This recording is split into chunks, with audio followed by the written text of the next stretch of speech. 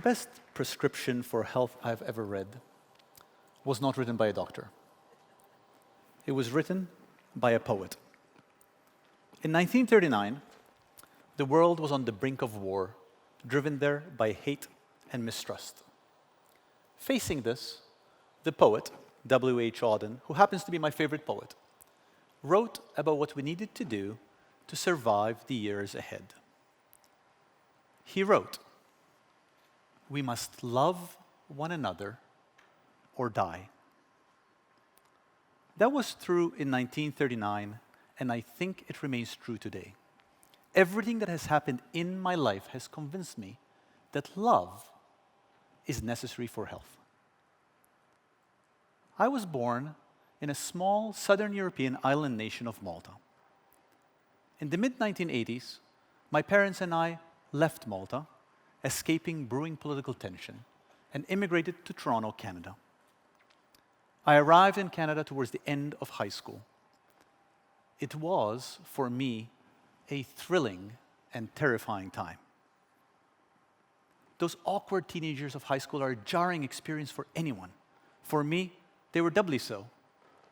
I was a complete stranger, and I was also terrified by the most mundane things I had never experienced before, things like highways and snow. Luckily, while I did not know anyone at school, my aunt and uncle had arrived in Toronto a few years earlier, and we were able to stay with them. While I learned the ropes at school, my parents were both able to find work. My mom took a job selling credit cards at a local mall, my dad as a security guard. We did not have much, but we had enough. And importantly, while we were escaping political turmoil, we were not escaping war. We had not been attacked or bombed. We arrived in Canada with relatively few scars. Immigration was harder for my father, much harder than for my mother, but I thrived, and before I knew it, I was on my way to medical school. Now, I wish all immigrant stories were as straightforward as my family's, but they are not. My story is vastly different from someone I'll call Amina. Amina was born in Somalia, came of age in the war-torn 1990s. Amina is not her real name, but she is based on a patient I met while working with the humanitarian organization Doctors Without Borders. When Amina was a girl, she was in an explosion and suffered severe burns which she could not get properly treated. This was on top of a traumatic infection she suffered a few years earlier after a female genital cutting. But, amazingly, it was not war that made Amina want to emigrate, as she eventually did. It was her daughter getting sick with lymphoma, a cancer that advanced because there were no doctors to treat it. Luckily, with the help of an American NGO and sponsored by a church in Massachusetts, she was able to emigrate to Boston on an emergency medical visa. Her husband could not get a visa, so she left alone with her daughter and arrived in Boston, met by members of the local church at the airport. She was hosted by a family from her church for her first several months in America, while she connected with other Somalis living in Massachusetts. Now, Amina found English difficult to learn. This, her heavily scarred appearance, and the veil she wore made it difficult for her to make connections and find a job. She also faced challenges as a woman of color. She was never quite sure she would have enough money to pay for her daughter's basic needs. Her fears about money meant that she often bought them both cheap fast food to eat, a diet that did their health no favors. She also lived in constant fear of being deported. She tried to shield her daughter from this fear, but political rhetoric demonizing immigrants, being told with some regularity, "Go back where you came from," made it impossible for the child not to realize how uncertain their lives were. And on top of it all, Amina suffered from sleeplessness and panic attacks, symptoms of post-traumatic stress disorder, what we call PTSD, due to her experiences of war.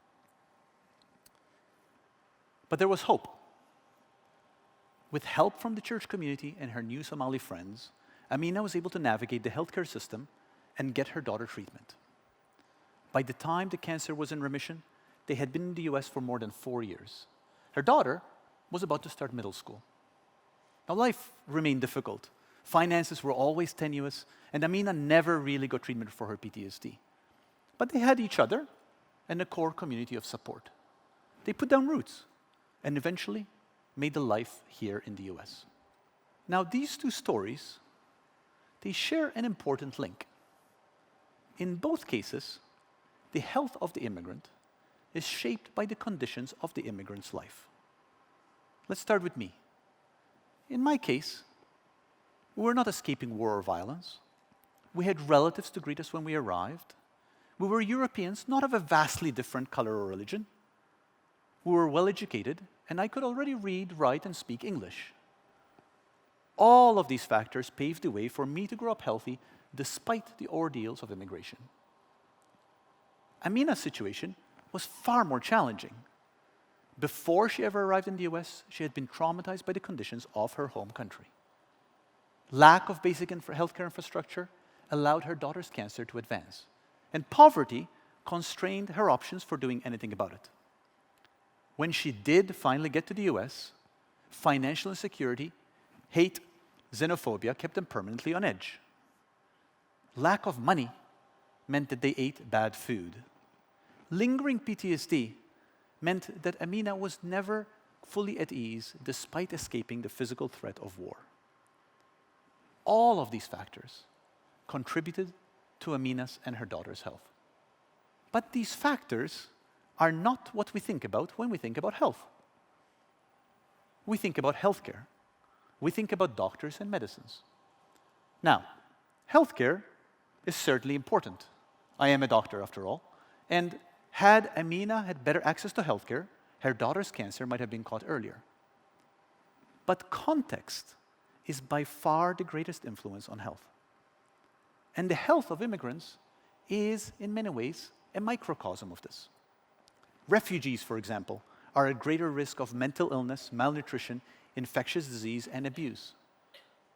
Much of that is driven by the conditions of their life and of their flight. The health of migrants is also deeply shaped by the conditions of their new home. A study of rural to urban migrants in Bangladesh, for example, found that mortality was twice as high among children of urban migrants compared to urban natives, a disparity driven largely by economic disadvantage. And Arab Americans living in the US who experienced abuse and discrimination after the 9/11 attacks were likelier to report psychological distress, less happiness, and generally poorer health. I was living in New York City on 9/11. I remember soon after the attacks, a poem circulated online among the grieving. Named for another infamous date, September 1st, 1939, it was written by W.H. Auden to mark the date Germany invaded Poland. It was there that I first read the line, "You now know. We must love one another or die." Auden wrote that line at a time when the forces of hate were overwhelming. Racism, war, anti-Semitism, human cruelty were creeping towards their zenith in the middle of the 20th century. In the face of this, the poet turned to love as a necessary tool for survival. Now, in our times, we are fortunate not to be facing a catastrophe like the one the poet faced. But the forces he faced, the forces of hate, can still seem overwhelming, and they still threaten our health. Not just the health of immigrants, but the health of all. It is tempting, it's tempting to look on when hate threatens one group, often just a marginalized group, and to think it's regrettable, yes, but it's still very much their problem, the problem of the marginalized, and not something that likely affects us all. But that's not the case. Those threatened by hate and trauma turn out to be all of us. About 200,000 Americans die every year from injury or violence. 90% of the population experiences trauma at some point in their lives. Every minute, 20 people become victims of violence committed by an intimate partner. 1 in 2 women experience sexual violence at some point in their lives, as do 1 in 5 men. And in the US, easy access to guns amplifies hate's potential to cause violence. The health consequences of trauma include depression, PTSD, greater risk of substance use, all of which can last for years after a traumatic event occurs. Trauma experienced in early childhood, for example, is not only linked to mental illness later in life, it is also linked to greater risk of chronic disease, like lung disease and heart disease, and even diabetes and obesity. When we choose to tolerate the conditions that allow hate to flourish, we are making choices that affect the health not only of those who hate affects at a particular moment. We are making choices that affects the world we all live in, the world we all share. And hate, like disease, spreads. In Auden's time, hate directed at particular groups fueled political movements that threatened the whole world. Today, hate threatens our health not only by poisoning our politics and our public discourse, but also by distracting us from addressing the critical issues that truly shape health. Because when we hate or demonize, or we allow others to do so, chances are we are not addressing climate change and economic inequality. We are not building walkable cities that generate health among their residents. We are not thinking of ever better ways to help people age healthy, to mitigate loneliness, to promote gender equity. We are not putting an end to racism. And all of these steps, all of them, are necessary if we are to make the next century a healthier one. And all of them are threatened by hate. So, was Auden onto something? Is love necessary to ensure our health? I would argue yes. Countering the influence of hate means more than simply rejecting it. It means embracing love as a means of generating a world that creates health. Now, what does such a world look like? It's a world that fosters acceptance, compassion, respect, community, justice, equitable distribution of resources. You see, love helps us see beyond ourselves and put the good of others first. So a world rooted in love embraces health as a public good.